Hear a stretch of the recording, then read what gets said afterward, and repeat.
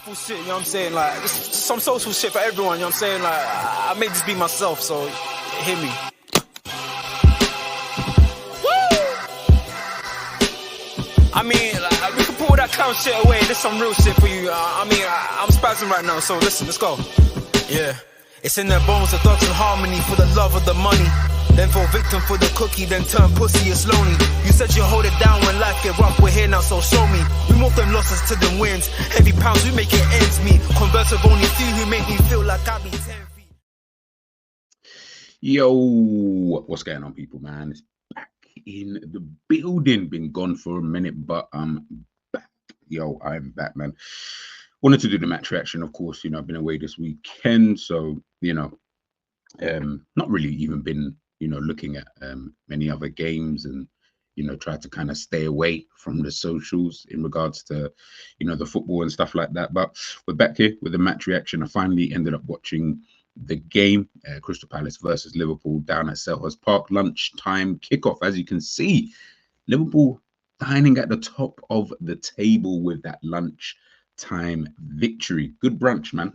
Good brunch. You know the brunch where you know you got the champagne flowing and you know it's you know all you can drink kind of thing in that was it hour and a half, 2 hours.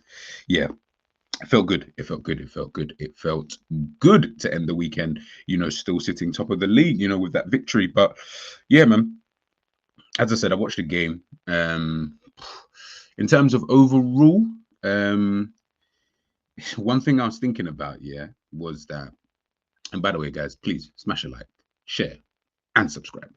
The one thing I was thinking about was, you see Liverpool, yeah, like I've clocked it now, but like I've realized, you know, more so now, especially after that game, the way that Liverpool play, and this isn't even just pertaining to this game, right? This is just in the general sense. The way that Liverpool play is literally an embodiment of the manager. Like, and I know that sounds dumb because in your head you're like, well, you're duh, like that's what we're supposed to do and blah blah blah. But you know, like, okay, under Jurgen Klopp, right? He was like an energetic type of guy. Like, you know, rock and roll is what they used to kind of, you know, call his style of football. And, you know, he's that kind of individual, you know, he'll get in your face if he, you know, if he kind of needs to. And more so, I'm talking about like, you know, when he's angry, you know, and stuff like that. He can be very passive aggressive, you know, in terms of when he's in press conferences and interviews and stuff like that.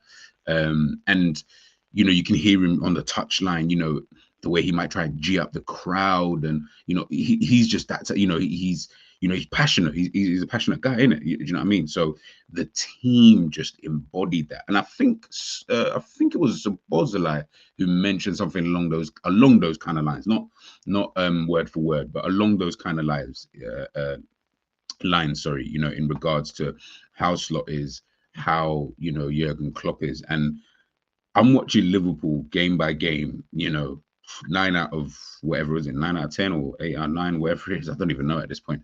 9 out of 8 out of 9 wins, I think it is. Yeah, because 7 in the league, well, 6 in the league technically, and then the 2 games are 8 out of 9. The way that Slot is as an individual, he's very like monotone. You know, he's just very blunt and just.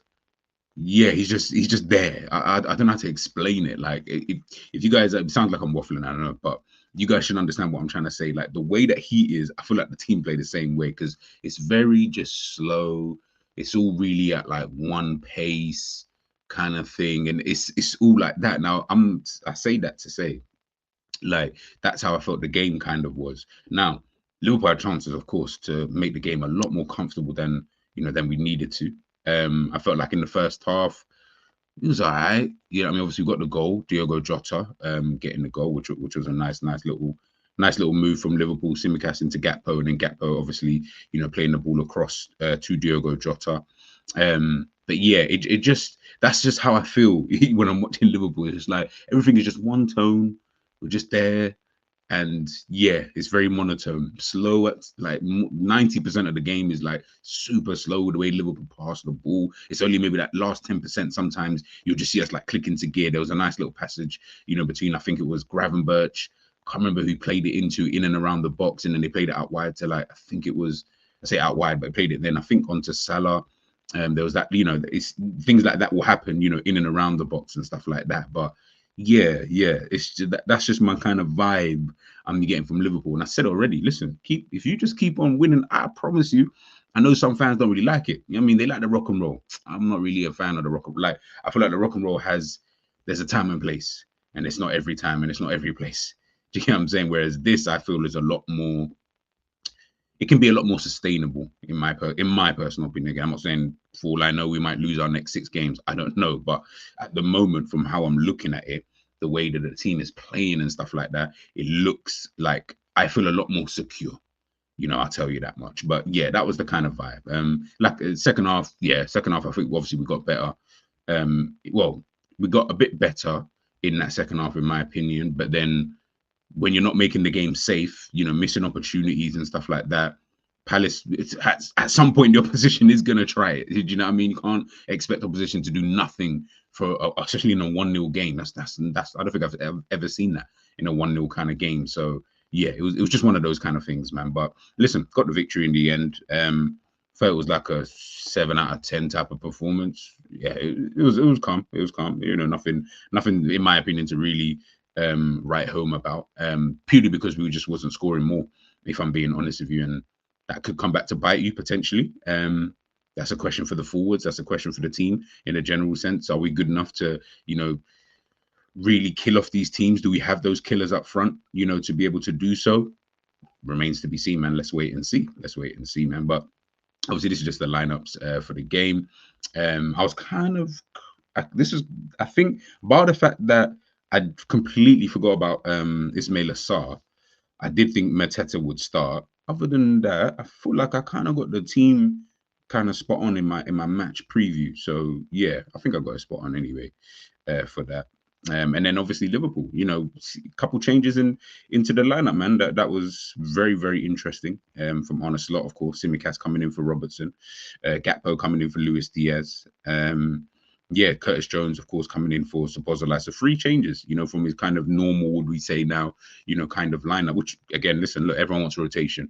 Everyone wants other people to play, every now and again. And, this might just kind of help to keep the rhythm, especially knowing that players like Szoboszlai, Andrew Robertson, these kind of guys, especially, they're going to be playing quite a lot of football. Diaz, during the international break. So yeah, if they can get a little rest somewhere, because they ain't going to get rest. I know Diaz is playing for Colombia. I know Szoboszlai definitely going to play, obviously, of course, for Hungary, being the captain, and Andrew Robertson, same thing for Scotland. So, yeah, if they can just gain a rest, knowing that the international managers are not going to do that, it can only be a good thing, right? Hopefully, anyway. We'll see how the international break kind of goes, man. And yeah, like I said, Diogo Jota getting that goal, that celebration was funny.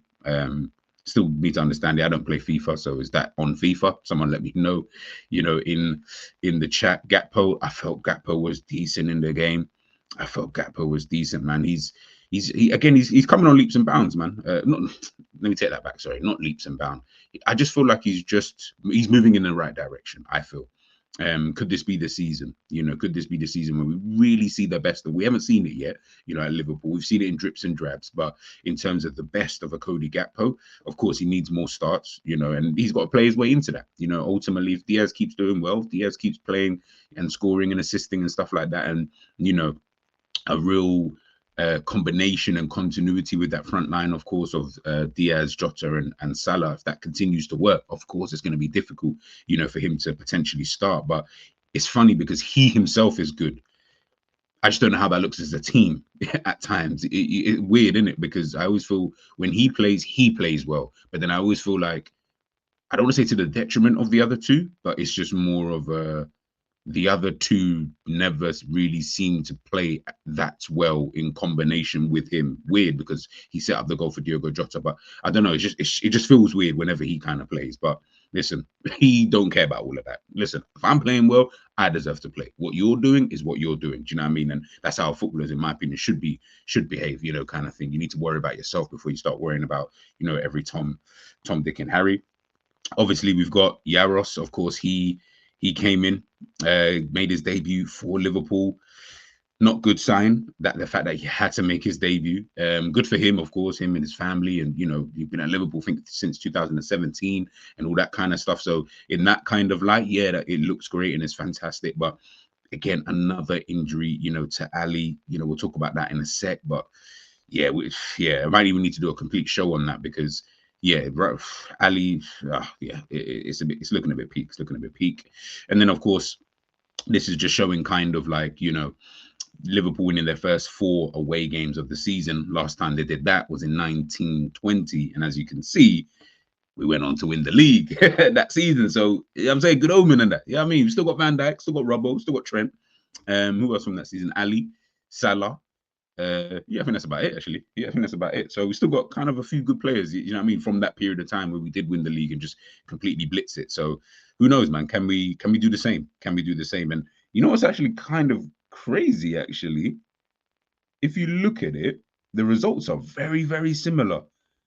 Look, you got the first one, which is obviously on the 1920, you got Liverpool versus Liverpool versus Southampton.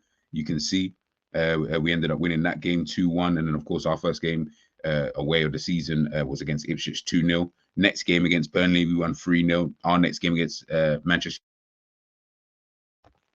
we won 3-0. Then you can see Chelsea game won 2-1. Wolves, we won 2-1. Then Sheffield United won 1-0. Crystal Palace, we won 1-0. I mean, things might just be, yeah, man. You never know. You never, ever really and truly know. But listen, man, look, the first 4 away games, for you to win those games, coming in as a new manager, you're really stamping your authority in terms of the style of play and stuff like that. And also as well, as I said before, in terms of how the team embodies the manager, it's not just, the sheer fact that, the team is stamping their style of play. He is stamping his kind of, imprint in the Premier League, in terms of how he is, the way he answers questions and stuff like that. I really am liking it. And of course, look, Virgil van Dijk getting the man of the match. I've got no problems with that, to be honest with you. No real issues. I think I thought he was brilliant, at the back there. Didn't think it was a game where anyone was really outstanding. Like I didn't really look at that game and think, oh my goodness, this player is absolutely amazing. So if Virgil's man of the match, I couldn't really pick one, to be honest. I didn't really have one, in my personal opinion. Obviously, there was 3 players that I wanted to, just quickly take a look at. One of those is Curtis Jones, of course, him coming in for Szoboszlai. A lot of people have asked for this. A lot of people have said, Jones in the 10 and blah, blah, blah. And, potentially one Jones in the 10, but also can, dropping deep at times, playing in that double pivot. Can he do it? Is he good enough to do it? Does he hold on to the ball too long, etc., etc.? I thought he was so calm in the game. I think even the fact, I know this is Sofa score, but the fact they gave him 7.1, that I would have given him a 7. To be honest with you, I said, yeah, that to me is calm. That's like a good number to get. If you're rating a play and you think, no, 7 out of 10, that's a good rating in my personal opinion. Do you know what I mean? Like, I feel like you've done your job. You've done whatever the manager or whatever we deem the managers asked for you to do. I feel like you've now done that. In your role, you can see passing accuracy. His passing accuracy is always kind of the same, really. It's always plus 90, but this is 98%. Only one misplaced pass. I'm surprised it doesn't go up to 99, but I don't really know. 2 key passes, of course, in the game. Aerial duels won all of them. Ground duels not so good, but listen, just under half. He only lost possession twice in the entire game. To me, that it was a good performance, man. And I felt like at times when he needed to be the link man, he was good at doing that. And even when he was holding onto the ball, doing the kind of typical Curtis Jones stuff, I also still kind of felt like, oh no, but yes, he's doing that, fairs, and you could say that, but he's almost doing it in quote unquote the right way. And I know that sounds silly because what is the right way? But I felt like he was releasing it when he needed to. He was calming the game down when it needed to be calmed down a little bit. Maybe if Crystal Palace were getting a bit too excited, I felt like he was able to kind of just control, in that middle of the park. You can see he's mostly on that left-hand side in terms of his heat map. I felt like him, near Cody Gakpo and obviously Diogo Jota. He was finding nice little spaces and he was just popping the ball off. And I felt like, yeah, that, like, to me, I'm like, yeah, that's calm. Do you know what I mean? Like, just you don't need to do the most. You really don't need to do the most. Obviously, got the 2 key passes anyway, but in a general sense, you don't need to like everyone wants the GA, and I get it, and I do understand that, to a certain degree, in terms of at times, we do need that kind of GA, if the game requires it and you get the opportunity to do so. But yeah, sometimes I do look at it. Excuse me. Sometimes I do look at it and I think to myself, yeah, you don't necessarily always need to get a GA in order for you to, have been deemed to have a good game. Do you know what I mean? So yeah, for me, thought it was calm. Virgil, as I said before, felt like, yeah, he was brilliant at the back there. Kind of, this, I'm starting to see him more with the way that he's marshalling the defense. I'm starting to like it a lot more, in terms of how they are. It's funny though.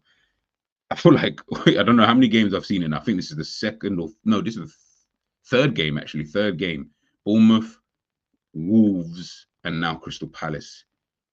It's almost like in the first 2 minutes, the opposition always seem to have a goal offside. Always. I don't know how and why, but they always seem to have a goal offside. Same thing here, obviously, Eddie Nketiah, marked off as offside.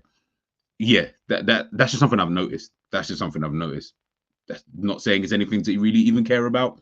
It's just something I've noticed. It really is. But yeah, that's just, yeah, in the back of my mind, I always think of those kind of things. I'm like, okay, fairs. But yeah, listen, look, 90% passing accuracy. Long balls, he was pretty good with most of them, to be honest. He won 8 out of 9 aerial duels, won his ground duels. Like I said, man, he really was a kind of a colossus, at the back there. And Gakpo, as I said, man, I felt like Gakpo was really, really good, in the game. Really performed well, really giving the manager, kind of a headache in regards to, who should play, either me or Diaz. You can kind of potentially chop and change it, but one of them is going to be like, yo, okay, I deserve to play the next 3 games in a row kind of thing. And maybe Diaz has had his time. Maybe it's now Gakpo's turn to, potentially have 3 games. And listen, we've got some tough games coming up next, after the international break. So it's going to be very interesting, to see. But yeah, I like Gakpo's performance, man. I really, really like Gakpo's performance. As I mentioned before, of course, Ali getting injured. Yaros having to come in. I felt Yaros did pretty well. I felt like he did pretty well. Did his thing. Listen, you didn't concede. So, and there were chances for Palace. So listen, for you to come into that kind of environment, of course, it's not easy, especially when, not many of us know too much about Yaros. Yeah, I know some people probably seen him, but in a general sense, the majority, if not 95% of Liverpool fans, you ain't watched, if not 98 probably, you ain't watched Yaros. Yeah, I mean, I don't know if he's good, if he's bad, if he's this, if he's that. I have no idea. Especially in a slot system, I have no idea what that looks like for someone like him. I didn't know Kelleher wasn't there. Like, I think I was so baffled when he did play. I thought, obviously not watching the game, and I heard, oh, Yaros is going and go. I'm thinking, what, did Alisson and Kelleher get injured or something? Like, what's going on? But I think Kelleher was ill or something like that. I can't really remember the reason as to why he wasn't there. But yeah, listen, did his thing. But Slot saying here, Alisson is our clear number 1, the best keeper in the world. So it's a blow when he gets injured for himself and the team. If a player walks off like he does, that normally means he's not in the Brazil squad. It will take a few weeks, I assume. Listen, man, Alisson and his injuries, I don't want to talk about it too much. Like I said, I will try and do potentially a show, looking at that. But yeah, these injuries, my bro. Yeah, I'm not. Yeah. Nah. You can't be injured this much, bro. You're a goalkeeper. I don't want to disrespect goalkeepers, but you are a goalkeeper. Do you know what I mean? I do not expect you to be injured the amount of times that you get injured, and it seems to be kind of a, would I say, somewhat reoccurring theme, with someone like Alisson. I don't know what it is. I don't know why, but yeah, it's just, yeah, I'm just not really feeling it. I'll be so honest with you, but listen, man, it is what it is. We'll talk about it when that time comes. And obviously, this is just the results that Liverpool have had. Only 1 defeat in the Premier League. We've only conceded, what's that, 2 goals in, I think, is that in the Premier League? I believe so. 2 goals in the Premier League. So all we've conceded. So Liverpool doing pretty well for themselves. Liverpool doing really, really well for themselves. Of course, sitting top of the table as well. And I'll show you guys the league table once we head on out of here. This is obviously our next 10 games. That's what I was talking about before. After that international break, it's looking a bit sketchy. Do you know what I mean? We'll obviously talk about it. We'll obviously, delve into, the next 10 games, at a later point in time. But Yeah, Chelsea, RB Leipzig, Arsenal, Brighton back-to-back, Leverkusen, Villa, Southampton, Real Madrid, Manchester City. Boy, we'll talk about it anyways during the international break. And I know people are going to dwell on this. Let's put it this way. The fixtures that I look at, and I'm like, to be honest, all of them I look at, to be honest, and I'm like, okay, let's see what Slot's really about. Do you know what I mean? I know, and Slot talks about it anyway, which is another reason why I kind of like him and his kind of approach is that he's not afraid to say it. You know, some fans, I feel like if the manager never said it, fans would deem anybody who mentions the fact that Liverpool haven't really played anybody too difficult. You know, they'll be like, "Oh, you're so negative. Why can't you just be happy?" Blah blah blah blah blah. But these times the manager's mentioning it, so that's why I like that's. And it's funny because I know that's just how social media works and stuff like that. But I just know for a fact, because we've seen it. As if any fan mentions this, oh, but we haven't really played anybody, so it's like it's difficult to really judge this Liverpool side, which is really really true.